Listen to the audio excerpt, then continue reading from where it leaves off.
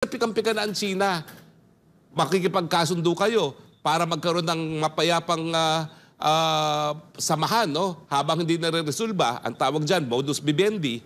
Tapos biglang hindi nyo aaminin na meron kayong ganyang kasunduan dahil namumulitik ka kayo sa bansang Pilipinas. Kaya tuloy linabas ang transcript. So ngayon, ito po ang banta. Ang sabi ni Anyo, ang sabi ni Gibo, walang katotohanan yan.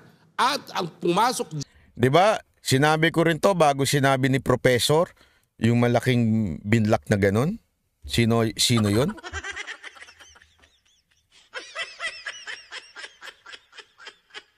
Di ba po? Nakita niyo yun? Naku po, patay tayo dyan. Bakit may ganun sa tingin niyo? Bakit may ganun? Sino naglagay ng ganun? China, di ba? Bakit nila kailangan lagyan ng ganun? Para may alas pa sila. Deny pa kayo ha? Sige, tuloy nyo lang yan mga hirit nyo.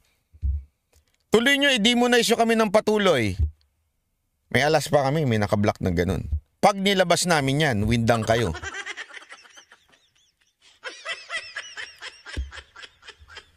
Alam mo, eto para sa kaalaman ng iba nating mga kababayan. Pagdating sa kasaysayan ng bansa, ang China ho ang isa sa pinaka masasabi nating matagal na dumaan na sa matinding gera, hindi lamang po ng kanilang mga tao, pero propaganda, malalim mo at saka malaki ho ang China. Rich history ho pagdating ho sila sa politika.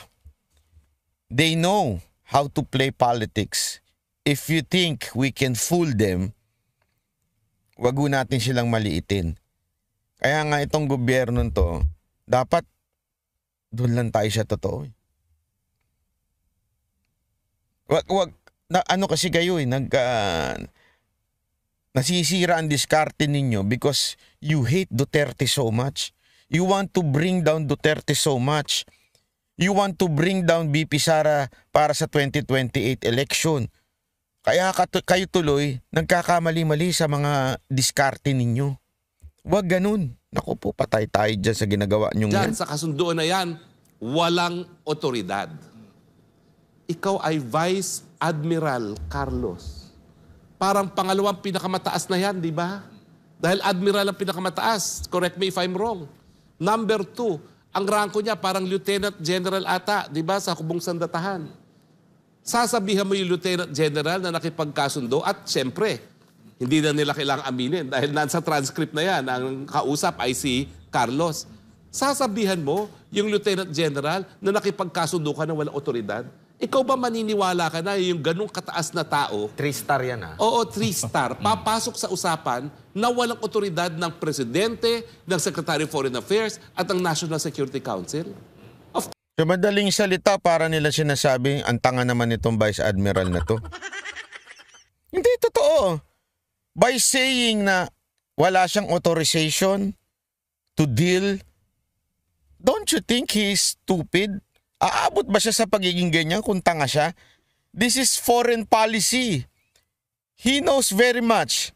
Kayong mga vlogger nga, alam yan Yung mga matatalinong vlogger Pero yung mga katulad ni Mike Abe, ewan ko kung alam yan. Yung mga alam Siya pa kaya na 3-star general, hindi niya alam na pagdating sa foreign policy, ang pinaka-authority dyan ay ang Pangulo? Di ba? Tapos biglang, hindi, makakipag-deal ako sa China. Ano yun? Wala lang, yung gusto ko lang sabihin. Wala akong pakialam sa Pangulo. Ako lang mismo. Hindi kaya niya alam na mako-court martial siya dyan pagka totoong nakipag-deal siya? Ginagawa niyong tanga yung mga Pilipino. Sa bagay, sabi nila, binoto nga kami. Of course not. Kaya naman, dito sila natataranta. At nagkaroon ng command conference. Pansinin nyo ang command conference ang tinawag Army at Air Force. Nako! Hindi tinawag ang Navy. Naku, patay tayo dyan. Okay. Dahil itong si Rear Admiral Carlos, kabahagi ng Navy. Di ba? So ano ngayon ang naging reaksyon ng hukbong sandatahan doon sa akusasyon ni Anyo at ni Gibo na walang authority kung sino Pause muna tayo dyan. Yan yung tama naman sinabi ni Coach Oli. Ganda ng hirit ni Coach Oli kahapon. Di ba si Trillanes, Navy?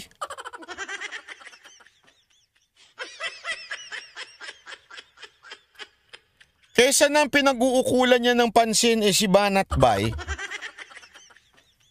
at si Roque, bakit ang hindi niya idepensa yung kapwa niya, mga mista niya na Navy? Trillanes, ayan nilalaglag na yung mga kasamahan mo. Ang focus mo sa akin. Mas pogi ba ako kay Carlos?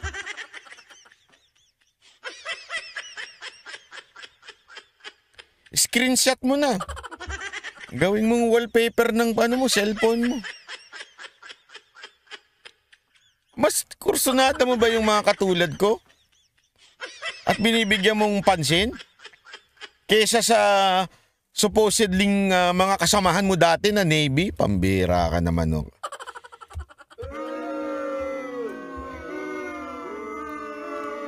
Ay nako naman na Mr. Trillanes.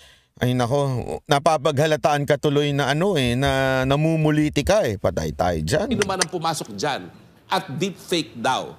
Basahin natin ang statement ng kanyang mga mista. Abay, dahil dito sa statement na ito, hindi lang palang ordinaryong PMA itong si Carlos.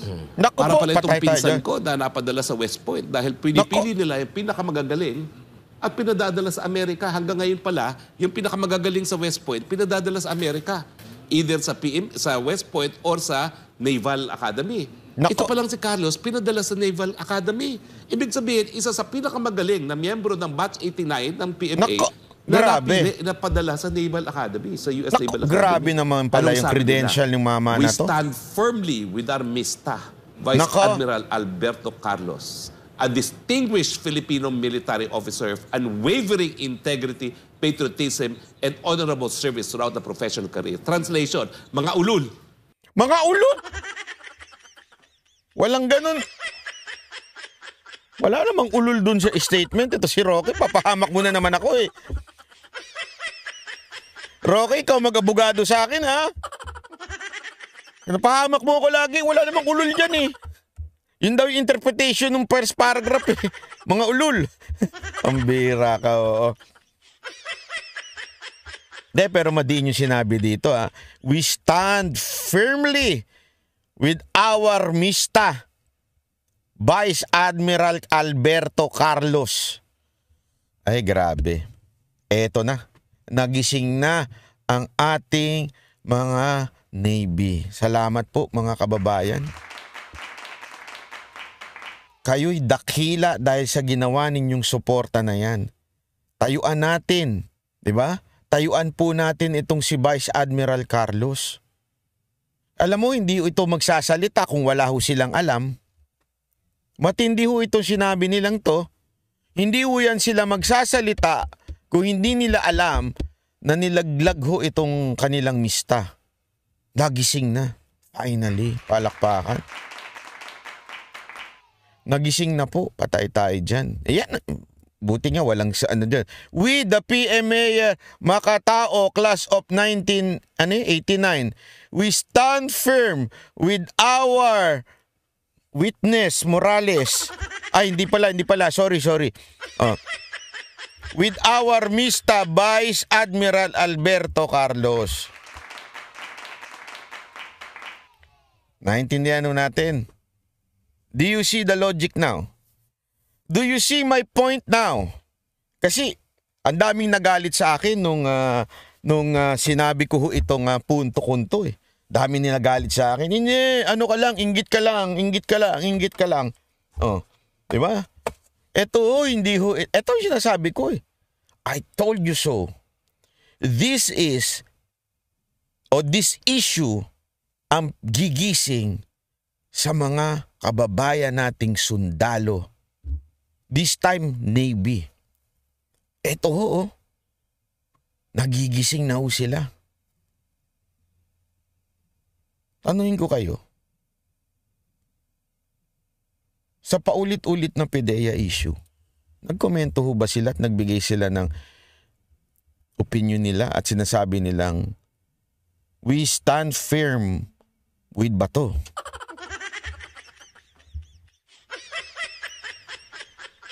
Hindi ko sinasabi minamalit ko yung mga kababayan ni Bato o yung mga mista ni Bato. Pero they know kasi. They know na it's about politics. That's why hindi sila nakikisawsaw. And hindi nyo mamumulat ang mata ng mga sundalo at kapulisan kung ang isyong gagamitin natin laban sa administrasyon na ito ay true politics. Bakit? They abhor politics. Diyan sila nadadali. Yung politika eh. Kaya nga di ba, paulit-ulit ko ito sinasabi, paulit-ulit hanggang sumaksak sa kukotin yung kapirasong mga tanso na kunwari umaming nabudol. Hindi po susuporta ang mga sundalo dahil lang laban sa politika. Nangyari na po kasi sa kanila yan. After the 1987 o 1986, yung EDSA noon, di ba? After noon, si Cory, ilang kudita ang ginawa nila noon. Ilan sa kasamahan nilang nakulong because of that kudita. O, meron pa tayong OCUD. Ilan din sa kanila nakulong noon. Hindi ho biro ang makulong dahil kawawa ang pamilya mo. So they will not risk their life sa awayan ng mga politiko.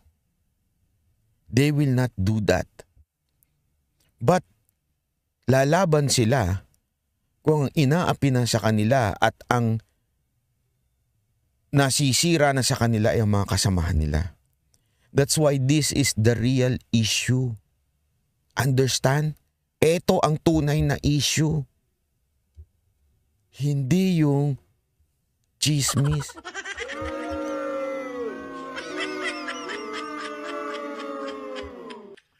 Tingnan nyo. Di ba sinabi ko na yan? Nilaglag nila. Isang araw yan eh. Sabihin na nung ba ni iba? Panat ba? Ang yabang mo talaga. Walang yaka. Hindi kaya nga minsan talaga. Minsan I hate it when I'm right. Ako ayoko minsan eh. Kasi alam naman natin, di ba? Nasa SMNI tayo. Iba yung takbo ng SMNI. Ito rin, di ba? Minsan, sabi ko nga, ayoko magbigay ng opinion ko kasi alam kong medyo iba sa opinion ng iba. But, yun yung nakikita ko eh. I can see, alam nyo, if there is one thing that I am good at, yung hindi pa problema, nakikita ko na magiging problema. Hindi ako nagyayabang po pero yun po yung somehow natutunan ko ng i-train when I was young. Bago pa magka-problema, nakikita ko na ho. Nakita ko na ito na mangyayari ho ito.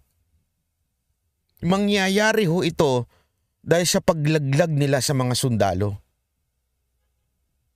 Di ba? Kitang-kita na ho natin Hindi para magsinungaling ang aming classmate na talagang naniniwala kami sa kanyang pagkatao. Huwag niyong gawing sinungaling ang aming classmate. Pinayagan niyong pumasok sa... Sabi nito, ang dating tuloy, diversionary tactics ang PDEA. Di ba sinabi ko na yung paulit-ulit? Diversion yan. You know why? Because they know na walang nangyari noong 2022 sa issue ng drugs o drug addict si Marcos. It was not effective on the year 2022, so it will not be effective now. That's why they are using the same issue. And who is that naggumagawa ng ganyang issue? Saan galing? Bago nagsalita si Pangulong Duterte ng bangag ang ating presidente, saan muna nanggaling yan? Sa isang dating diehard loyalist na kuno ngayon ay anti-Marcos na. At ang daming nagalit sa akin nung sinasabi kong isang Trojan horse yan. Maniwala kayo, malayo pa lang naaamoy ko na yan. Malansa.